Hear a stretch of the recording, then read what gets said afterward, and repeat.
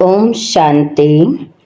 4 अप्रैल 2026 के ईश्वरीय मधुर महावाक्य हैं। सुनते हैं आज की बाबा की मधुर मुरली।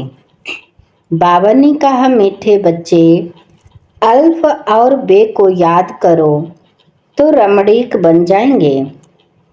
बाप भी रमणीक है तो उनके बच्चे भी रमणीक होने चाहिए।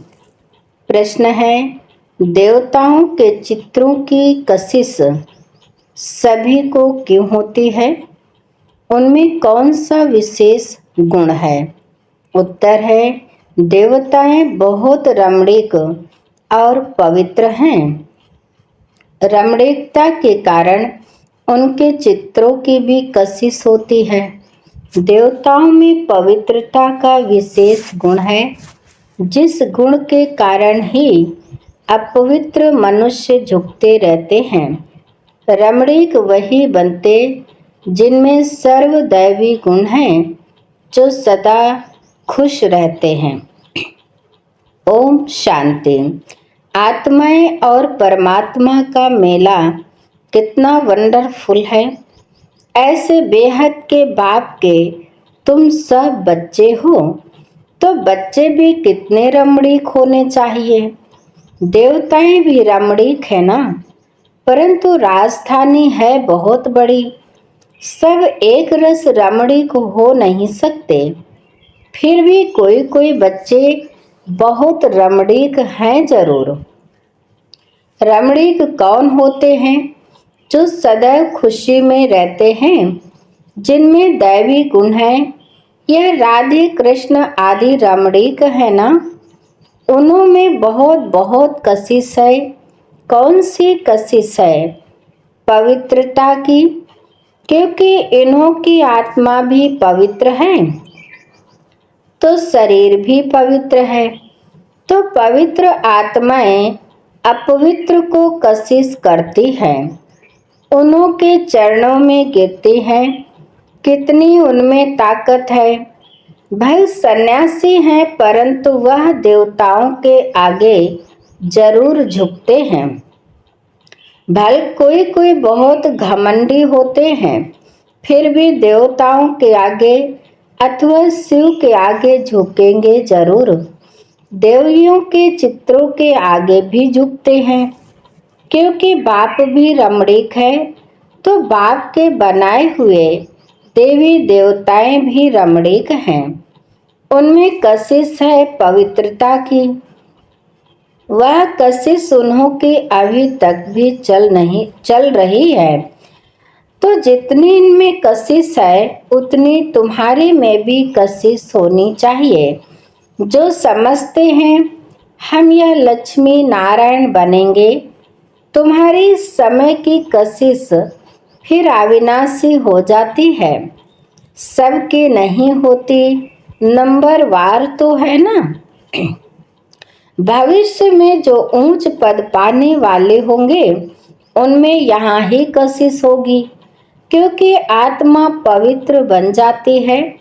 तुम्हारे में जास्ती कशिश उनमें है जो खास याद की यात्रा में रहते हैं। याद में पवित्रता जरूर रहती है। पवित्रता में ही कशिश है। पवित्रता की कशिश फिर पढ़ाई में भी कशिश ले आती है। यह तुमको अभी पता पड़ा है। तुम उनके लक्ष्मी नारायण के ऑक्यूपेशन को जानते हो। उन्होंने भी कितना बाप को याद किया होगा। यह जो उन्होंने इतनी राजाई पाई है, वह जरूर राजयोग से ही पाई है। इस समय तुम यह पद पाने लिए आए हो। बाप बैठ तुमको राजयोग सिखाते हैं। यह तो पक्का निश्चय कर यहाँ आए हो ना। बाप भी वही है, पढ़ाने वाला भी वही है, साथ भी वही ले जाने वाला है। तो यह गुण सदैव रहने चाहिए। सदैव हर्षित मुख रहो। सदैव हर्षित तब रहेंगे जब बाप अल्फ की याद में रहेंगे। तब वे की भी याद रहेगी और इससे रमणीक भी बहुत होंगे। तुम बच्चे जानते हो, हम यहाँ रमणीक बन फिर भविष्य में ऐसा रमणीक बनेंगे। यहाँ की पढ़ाई ही अमरपुरी में ले जाती है। यह सच्चा बाबा तुमको सच्ची कमाई करा रहे हैं। यह सच्ची कमाई ही साथ चलती है 21 जन्म के लिए।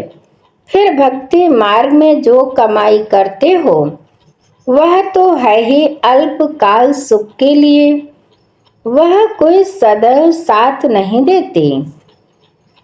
तो इस पढ़ाई में बच्चों को बड़ा खबरदार रहना चाहिए। तुम हो साधारण, तुमको पढ़ाने वाला भी बिल्कुल साधारण रूप में है, तो पढ़ने वाले भी साधारण ही रहेंगे। नहीं तो लज्जा आएगी, हम ऊंचे कपड़े कैसे पहने। हमारे मम्मा बाबा कितने साधारण हैं, तो हम भी साधारण हैं। यह क्यों साधारण रहते हैं? क्योंकि वनवाह में है ना। अभी तुमको जाना है, यहाँ कोई शादी नहीं करनी है। वो लोग जब शादी करते हैं तो कुमारी वनवाह में रहती है, मैले कपड़े पहनती, तेल आदि लगाती है। क्योंकि ससुर घर जाती है, ब्राह्मण द्वारा सगाई होती है। तुमको भी जाना है ससुर घर, रावणपुरी से रामपुरी अथवा विष्णुपुरी में जाना है। तो यह वनवाह का रिवाज इसलिए रखा है कि कोई भी अभिमान देह का व कपड़ों आदि का ना आए। किसको हल्की साड़ी है, दूसरे को देखते हैं कि इनके पास तो ऊंची साड़ी है, तो ख्याल चलता है, सोचते हैं कि यह तो वनवाह में है नहीं। लेकिन तुम वनवाह में ऐसे साधारण रहते हुए कोई को इतना ऊंचा ज्ञान दो, इतना नशा चढ़ा हुआ हो, तो उससे भी तीर लग जाए। भल बर्तन मांजते रहो व कपड़ा साफ करते रहो। तुम्हारे सामने कोई आए तो तुम झट उनको अल्फ की याद दिलाओ। तुमको वह नशा चढ़ा हुआ हो और सादे कपड़ों में बैठ किसको नॉलेज देंगे, तो वह भी वंडर खाएंगे, इनमें कितना ऊंच ज्ञान है।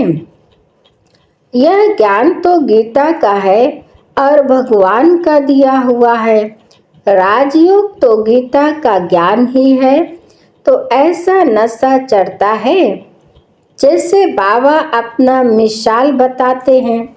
समझो हम बच्चों के साथ कोई खेल कर रहा हूँ, कोई जिज्ञासु सामने आ जाता है तो झट उनको बाप का परिचय देता हूँ।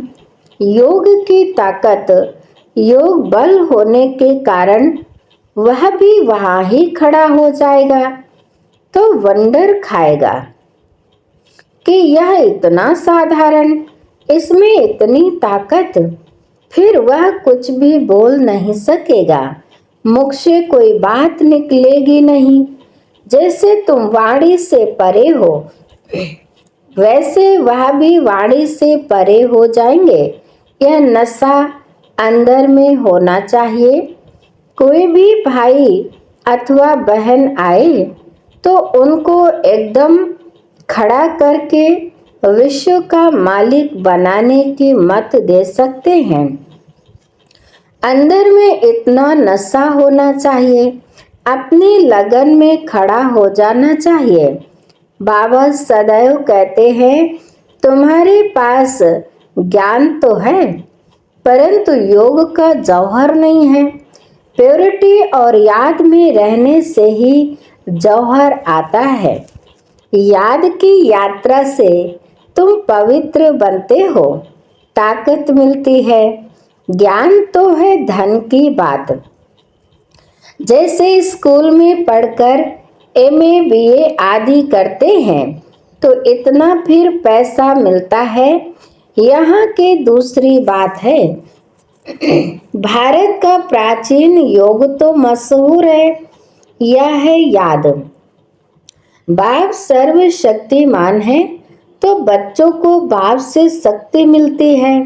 बच्चों को अंदर में रहना चाहिए। हम आत्माएं बाबा की संतान हैं, परंतु बाबा जितने हम पवित्र नहीं हैं। अब बनना है, अभी है एम ऑब्जेक्ट। योग से ही तुम पवित्र बनते हो। जो अनन्य बच्चे हैं वह सारा दिन यही ख्यालात करते रहेंगे। कोई भी आए तो उनको हम रास्ता बताएं। तरस आना चाहिए, बेचारे अंधे हैं। अंधे को लाठी पकड़ाकर ले जाते हैं ना। यह सब अंधे हैं, ज्ञान चक्षु है नहीं। अभी तुम्हें ज्ञान का तीसरा नेत्र मिला है तो सब कुछ जान गए हो। सारे सृष्टि के आदि मध्य अंत को हम अभी जानते हैं। यह सब भक्ति मार्ग की बातें हैं। तुमको पहले भी पता था क्या कि हियर नो एविल से नो एविल, यह चित्र क्यों बना है। दुनिया में कोई भी इनका अर्थ नहीं समझते। तुम अभी जानते हो। जैसे बाप नॉलेजफुल है, तुम उनके बच्चे भी अब नॉलेजफुल बन रहे हो। नंबर वार पुरुषार्थ अनुसार कोई कोई को तो बहुत नशा चढ़ता है। वाह, बाबा का बच्चा बनकर और बाबा से वर्षा पूरा नहीं लिया तो बच्चा बनकर ही क्या किया। रोज रात को अपना पोता मेल देखना है। बाबा व्यापारी है ना, व्यापारियों को पोता मेल निकालना सहज होता है। गवर्नमेंट सर्वेंट को पोता मेल निकालना नहीं आता है ना, न वह सौदागर होते हैं। व्यापारी लोग अच्छा समझेंगे। तुम व्यापारी हो, तुम अपने नफे नुकसान को समझते हो। रोज खाता देखो, मुरादी संभालो, घाटा है व फायदा है। सौदागर हो ना, गायन है ना। बाबा सौदागर रत्नागर है, अविनाशी ज्ञान रत्नों का सौदा देते हैं। यह भी तुम जानते हो। नंबर वार पुरुषार्थ अनुसार सब कोई सुरूढ़ बुद्धि नहीं है। एक कान से सुनते हैं फिर दूसरे से निकल जाता है। झोली में छेद से निकल जाता है, झोली भरती नहीं है। बाप कहते हैं धन दिए धन ना खुटे। अविनाशी ज्ञान रत्न है ना। बाप है रूप वसंत, आत्मा तो है, उनमें ज्ञान है। तुम उनके बच्चे भी रूप वसंत हो। आत्मा में नॉलेज भरी जाती है, उनका रूप है।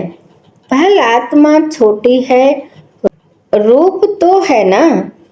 उनको जाना जाता है, परमात्मा को भी जाना जाता है। सोमनाथ की भक्ति करते हैं तो इतने छोटे स्टार की क्या पूजा करेंगे। पूजा के लिए कितने लिंग बनाते हैं। शिवलिंग छत जितना बड़ा बड़ा भी बनाते हैं। यूं तो है छोटा, परंतु मर्तबा तो ऊंच है ना। बाप ने कल पहले भी कहा था कि इन जप तप आदि से कोई प्राप्ति नहीं होती है। यह सब करते नीचे ही गिरते जाते हैं, सीढ़ी नीचे ही उतरते हैं। तुम्हारी तो अब चढ़ती कला है। तुम ब्राह्मण पहले नंबर के जिन्न हो। कहानी है ना। जिन्न ने कहा हमको काम नहीं देंगे तो खा जाएंगे, तो उनको काम दिया, सीढ़ी चढ़ो और उतरो, तो उनको काम मिल गया। बाबा ने भी कहा है कि यह बेहद की सीढ़ी तुम उतरते हो फिर चढ़ते हो, तुम ही फुल सीढ़ी उतरते और चढ़ते हो। जिन्न तुम हो, दूसरे कोई फुल सीढ़ी नहीं चढ़ते हैं। फुल सीढ़ी का ज्ञान पाने से तुम कितना ऊंच पद पाते हो, फिर उतरते हो, चढ़ते हो। बाप कहते हैं मैं तुम्हारा बाप हूँ, तुम मुझे पतित पावन कहते हो ना। मैं सर्वशक्तिमान अलमाइटी हूँ, क्योंकि मेरी आत्मा सदैव 100% पवित्र रहती है। मैं बिंदी रूप अथॉरिटी हूँ, सब शास्त्रों का राज जानता हूँ। यह कितना वंडर है, यह सब वंडरफुल ज्ञान है। ऐसे कभी सुना नहीं होगा कि आत्मा में 84 जन्मों का अविनाशी पाठ है। वह कभी घिसता नहीं है, चलता ही आता है। 84 जन्मों का चक्र फिरता आता है। 84 जन्मों का रिकॉर्ड भरा हुआ है। इतनी छोटी आत्मा में इतना ज्ञान है। बाबा में भी है तो तुम बच्चों में भी है। कितना पार्ट बजाते हैं। यह पार्ट कभी मिटने का नहीं है। आत्मा इन आँखों से देखने में नहीं आती है बिंदी। बाबा भी कहते हैं मैं ऐसा बिंदी हूँ। यह भी तुम बच्चे अब समझते हो। तुम हो बेहद के त्यागी और राज ऋषि। कितना नशा चढ़ना चाहिए। राज ऋषि बिल्कुल पवित्र रहते हैं। राज ऋषि होते हैं सूर्यवंशी, चंद्रवंशी, जो यहाँ राजाई प्राप्त करते हैं, जैसे अब तुम कर रहे हो। यह तो बच्चे समझते हैं कि हम जा रहे हैं, खिवैया के स्टीमर में बैठे हैं, और यह भी जानते हैं यह पुरुषोत्तम संगम युग है, जाना भी जरूर है। पुरानी दुनिया से नई दुनिया में वाया शांति धाम। यह सदैव बच्चों की बुद्धि में रहना चाहिए। जब हम सतयुग में थे तो कोई खंड नहीं था, हमारा ही राज्य था। अब फिर से योग बल से अपना राज्य ले रहे हैं, क्योंकि समझाया है योग बल से ही विश्व की राजाई पा सकते हैं। बाहुबल से कोई नहीं पा सकते। यह बेहद का ड्रामा है, खेल बना हुआ है। इस खेल के समझाने बाप ही देते हैं। शुरू से लेकर सारी दुनिया की हिस्ट्री ज्योग्राफी सुनाते हैं। तुम सूक्ष्म वतन मूल वतन के राज को भी अच्छी रीति जानते हो।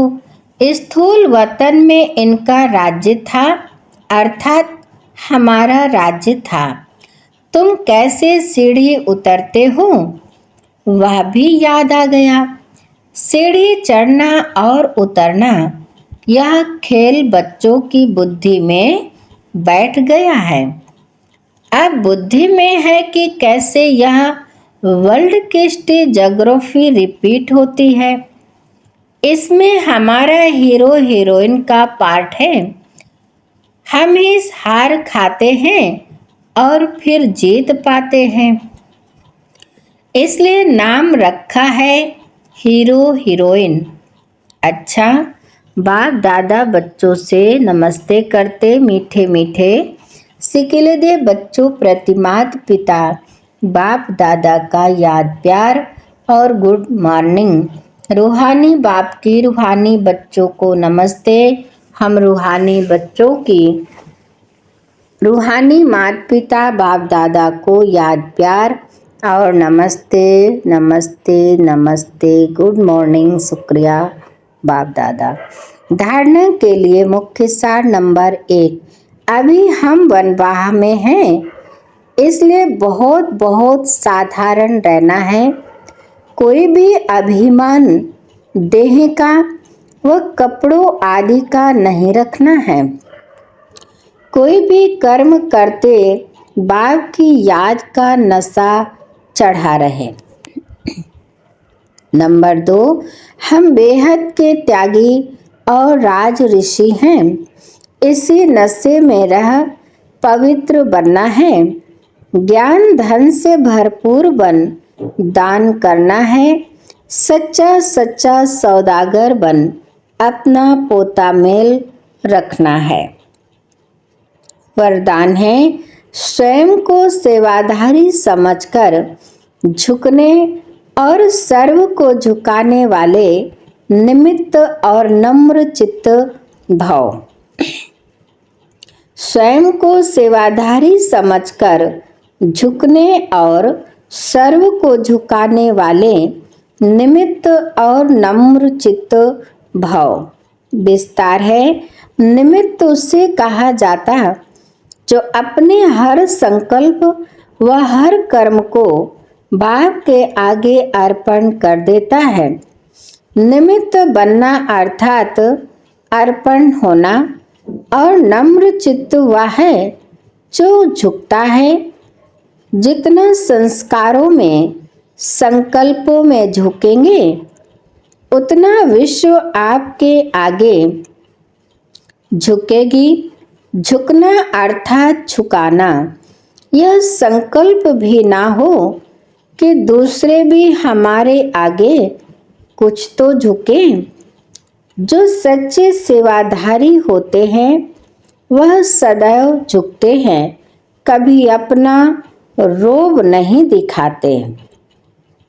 स्लोगन है, अब समस्या स्वरूप नहीं, समाधान स्वरूप बनो। अब समस्या स्वरूप नहीं, समाधान स्वरूप बनो। अच्छा, आज की मुरली के अव्यक्त इशारे सुनेंगे। महान बनने के लिए मधुरता और नम्रता का गुण धारण करो। आप महान आत्माओं का हर मनसा संकल्प हर आत्मा के प्रति मधुर हो, महान हो। जैसे बाप का स्वभाव सदा हर आत्मा के प्रति कल्याण व रहम की भावना का है, हर एक को ऊंचा उठाने का, मधुरता और निर्मलता का है, ऐसे अपना स्वभाव बनाओ। अगर तेज बोलने का, आवेश में आने का स्वभाव है, तो यह भी ब्राह्मण जीवन में बहुत बड़ा विघ्न है। अब ऐसे स्वभाव का परिवर्तन करो। अच्छा, आज की मुरली यहीं पर समाप्त होती है। मीठे मीठे प्यारे प्यारे बाप दादा को दिल से शुक्रिया। आप सभी महान आत्माओं को दिल से शुक्रिया। ओम शांति।